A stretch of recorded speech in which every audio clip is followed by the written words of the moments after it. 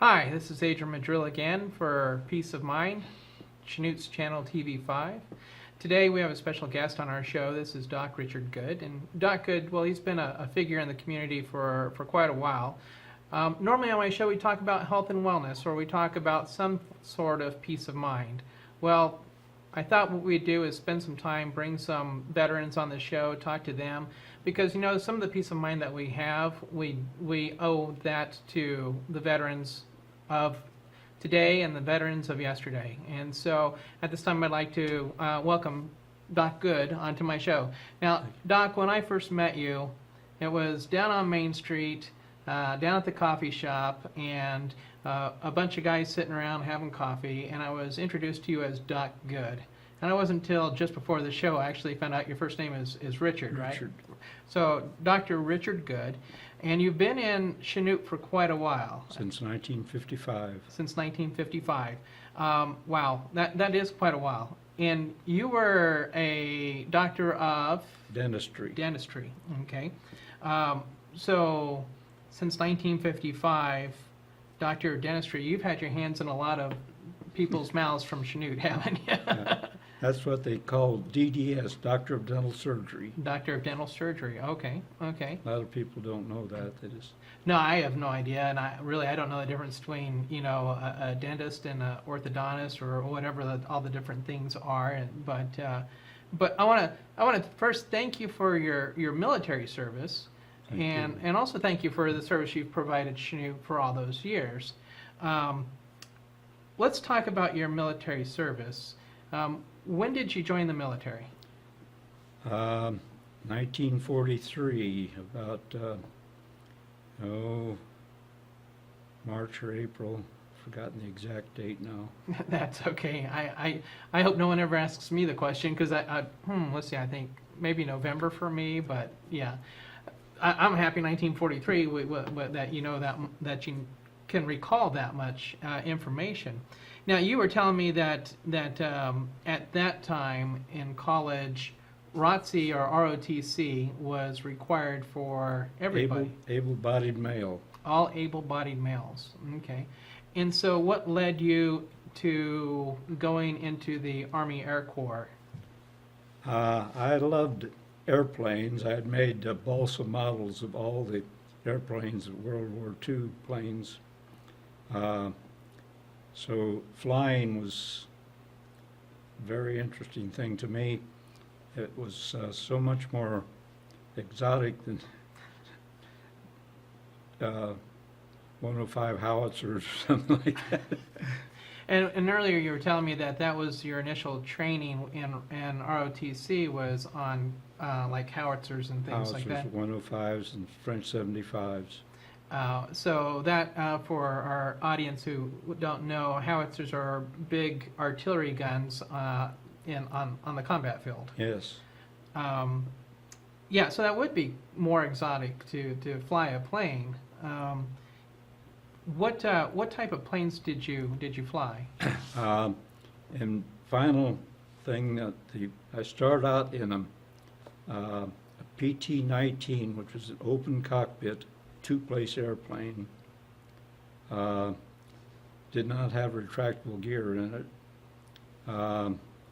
Fixed propeller, didn't have variable pitch propeller, very simple to fly. Okay. Open cockpit. No, there's not like a windshield around you or anything There's like a windshield, that? It has yeah. a windshield, but it's open. Yeah. Wow. That would be interesting. I have to think about that, because, you know, I get on a plane these days and, you know, I don't even see the cockpit. You know, it's all enclosed and you got the little windows on the side, so that's a whole different concept. But they still make you fasten your seatbelt. Yes, yes. And I'm glad they do too. So you started off on those, the open cockpit, and then you progressed on to The BT was a basic trainer. It was still open cockpit, but it had more instruments. We could fly in weather on the instruments after a lot of training. Mm-hmm. It helped because the Japanese, they didn't have much training in instruments. and if we got jumped by a Japanese airplane, we'd fly into a cloud. Oh, Fly around the cloud, come out, and if he was still there, we'd fly back in the cloud. He didn't have radar and he didn't have instruments, so he couldn't follow us in there. yeah.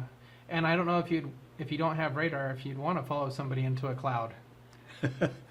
You know, it's like driving into smoke. You don't know what's on the other side. Well, with the high-tech stuff nowadays, you just push a button and the computer will all figure it out yeah, for you. yeah. So you did the basic trainer aircraft, and then what did you end up flying in service? C-47s, which was a Douglas Aircraft Company, twin-engine, 95-foot wingspan. They'd cruise about 140 or 50, carry about 8,000 pounds. 140 or 150 knots? Miles per hour. Miles per hour. We used miles per hour then. Oh, okay. I don't know when they switched to knots. Doesn't really matter, I guess. Uh, But that was miles per hour. That measured. How do they measure that? Like ground speed? Is that what it was? yeah, well, no, that was the airspeed. Airspeed. Okay. The ground speed would depend whether you had a tailwind or you're flying into a headwind. Okay. And one of my stories on it, there was a big lake at Kunming, and you had to circle to get out of Kunming to get over the mountains. And so I was flying instruments, and my pilot said, "I'm going to take a nap here." And he looked out and said, "We're still over the lake." And I said, "Well, we must have a headwind of about 140 or 50 miles an hour. The jet stream." And so you weren't as far along as you thought you No. should have been because that headwind. The ground speed was nothing. Oh. The airspeed was 150, but we were just sitting there flying into a headwind, so we weren't making any ground speed at all. So how would you get out of that? You kind of have to go at an angle to get less wind speed, or Go to a different altitude. If you look at clouds sometime, you see some clouds moving this way and some different altitudes. and that goes back to the point that we were talking off camera. You were telling me that one of the amazing things or the exoticness about flying is three-dimensional, and I didn't even think three-dimensional. I'm a sailor, and so I was thinking if you're trying to, sail into the wind, you can't do it. You have to kind of take it at an angle. But with three-dimension, you just catch a different wind. You had water currents that would go in different directions. Right. So that makes sense to me now. Yeah, thanks. See, even at my age, I can learn something new. So yeah, that three-dimensional flying is kind of that's a concept that most of us don't have every day, because Yeah.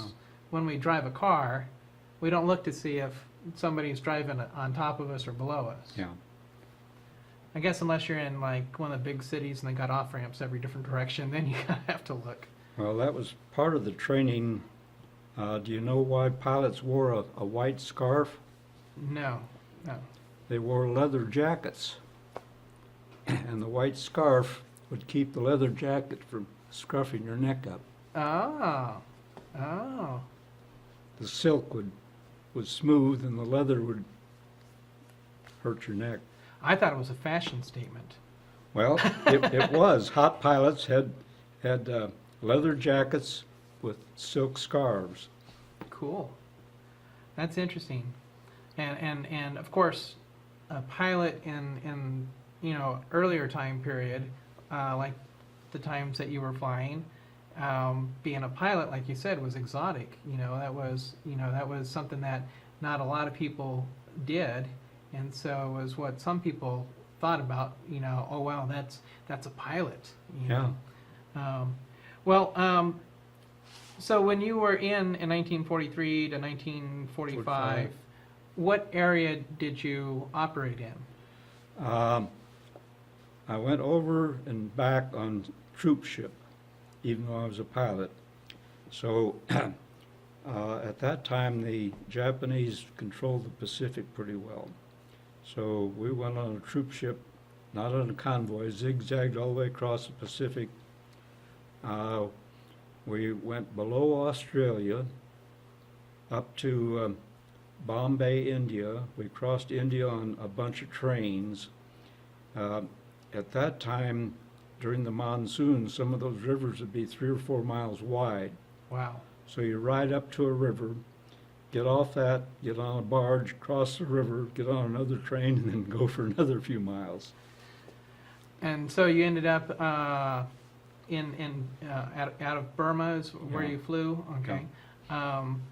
And I remember, we talked about this a little bit before, I remember you mentioning that you were a Hump Pilot, and your license plate has Hump Pilot on it. And I told my wife you were a Hump Pilot, and she made a kind of a funny out of it. She said, "Oh, do they only fly on Wednesdays?" You know, relating to Hump Day being Wednesday. That would be a pretty cush job, only flying on Wednesdays. What is a Hump Pilot? What is that Okay. referencing? The only way to get into China at that time, the Japanese held all the coast of China and some of the rivers and railroads up in, so the only way to get in China was to fly over the Himalaya Mountains, which are about 20,000 feet high. Wow. Our airplanes weren't pressurized. We had to go on oxygen as soon as we got in the airplane. Just for me to get on an airplane, I have to go on oxygen. And that's a pressurized cabin. But so that would be the hump going over the Yeah. Himalayan mountains. Himalaya Mountains, the hump. Wow. And 20,000 feet. That's pretty high up there. Well, they called it the aluminum trail because there were so many airplanes that crashed flying it. Wow. See, these sort of things you don't hear Yeah. about. So the aluminum trail, and I imagine if you had to ditch your plane, if you will, in the Himalayan mountains, there wasn't very adequate places to put that thing down. No. It was a death signature. You just, even if you had good maps, it'd take you some of the mountains, 2 or 3 ranges, and if you knew where you were and had lots of food and water, you still wouldn't be able to walk out. And that's just amazing the peril that you and others like you had to put yourselves through in order to be able to support operations in that area. Now you had shown me some pictures earlier, the type of flights that you did, the type of missions that you did. We were talking about that. Some of it was dropping supplies and cargo like that to support the troops. But you also mentioned another service that you did where you would land and help pick up injured soldiers. Yeah. What can you tell us about that? The angels and that were the nurses, the Army nurses. They really, it was dangerous to be on the front lines, especially as a woman. Mm-hmm. And they would, see, most of these guys were, I was 20 years old, some of them had lied about their age. They're only probably 16, 17 years old. And when they'd be wounded, that nurse was Mom. And that used to kind of draw tears when they would die. Mom, hold my hand. Oh, wow. And I guess that's why they were called angels, the ability to play that role at that time, they didn't know what they were getting into with that, but that's an amazing thing to do at that time. So would they be infield with the troops, or would they be flying on your plane when you'd pick up injured people? We hauled everything that you could get inside a C-47. Had one of the interesting things, we had a whole bunch of men, some of them 40 years old, couldn't read or write, from eastern Tennessee and Kentucky. I thought, boy, they're dragging the bottom of the barrel to draft 40-year-old men that don't know how to read or write. found out they were mule skinners. The only way to get around Burma was to walk. If you wanted to carry something heavy, mules. You packed a mule, yeah. Horses couldn't take it, mules could take it. Wow. Says something about the stubborn nature of a mule, huh? That's important in itself, you know. We all need that mule-like quality every once in a while. So, do you have any fond stories that you have of your time in the military? Looking back at it, I think the Army was pretty sharp in getting women in the tower. As I mentioned, most of us, I was just 20, some of them younger, and if you're in trouble, you call somebody, I'm running out of gas, one engine's about to quit, and here's this nice woman's voice, that's all right. They didn't say honey. Just roll down another quarter turn of flaps and you'll be able to clear the fence at the end of the runway. A woman's voice is like mama saying, that's all right, honey. I'll take care of you. And that can be very comforting. Now, I know that part of your experience, part of your education, if you will, some of the stuff that you did while you were in dentistry here was you also used hypnosis. Yes. And so I know you know the value of that comforting voice and hearing the right things and recalling that tenderness of a mother or a grandmother, and that makes you feel more comfortable, more confident. You brought in something here for us. I believe you called it a blood chit, C-H-I-T. I'm not cussing on television. A blood chit, and I'm going to hold it up for our viewing audience to see. And why don't you tell us the story behind this? Well, we were issued this to carry in case we had to bail out or crash, what have you, and we were supposed to watch the people, and if they were friendly with the Japanese, don't show that to them. If they were against the Japanese, show that, because even though they couldn't read, they could sort of figure out that we'd tell them, with this, take me to some of our people and you'll be rewarded. The reward in my area was a silver rupee, which is about 80% silver. Wow, okay. And I notice on here there's different languages, different locations. All pilots were issued these? Yeah. Okay. And that just goes to show the value of a pilot, in that you also operate in circumstances that you may not be in the most friendly territory or whatever. But this is really interesting. This was something I hadn't seen before. Of course, I was in a different branch of service doing a different job, but Chris from Channel 5, he showed us ours from his time in service. It was rather interesting. Actually, we'll see if we can get them both here and compare the two. Thank you. Oh, I guess this is something else.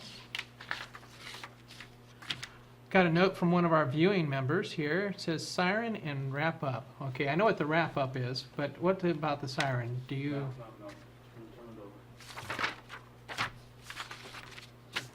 Look at the flag. Number of stars on the flag. Okay.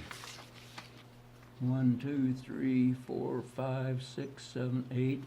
1, 2, 3, 4, 5, 6. 48 stars. 48 stars. So that kind of gives you an idea what the difference. Somebody pretty observant. 48 Now, states. His are different. Either different You can see how the stars line up differently. different arrangement. And that's because between the time that Doc Good was in and Chris Conklin served in the military, there was 2 more states that joined our flag. And you can see some of the difference in the language and representing the different countries and the different dialects, the different languages spoken in those different areas. basically, I'm going to read this. It says, "Dear friend, I am an allied fighter. I do not come here to do any harm to you who are my friends. I only want to do harm to the Japanese and chase them away from this country as quickly as possible. If you will assist me, my government will sufficiently reward you when the Japanese are driven away." So basically, it was a promissory note. It was, if you take the opportunity to help me, there's something in it for you. A reward for you. And so that probably went a long ways to a lot of our servicemen getting back home that had to parachute out or whatever their circumstance may be. You mentioned that yours was originally in silk, and that was because of the environmental conditions. Yeah. How much did you say it rained? 300 inches in 3 months. 300 inches of rain in 3 months. So paper would not hold up. No. And so it sounds like you had a lot of stuff made out of silk. You had a silk scarf, you had silk chits, you probably had silk underwear. You were elite of the elite, right? No. Okay. Well, I appreciate your time, and again, I appreciate your service. Thank you. I don't think we recognize our veterans enough. And so if you're out about town and you see somebody with a veteran's cap, or do you mind, or any sort of military cap, take the opportunity to say thank you for your service. And maybe it might not be them. Maybe it's their son or daughter that's in the military, and they'll let you know that, and thank them for their family member's service as well. We hear so much of how it's not an easy job, and even the job that I had, I agree. Being in the military is not an easy job. It is something that people do because they feel it's a service to their country, to their community. So I just want to leave you with that note, because their service in the past is why we have peace of mind today. For Channel 5 and Peace of Mind, this is Adrian Madril.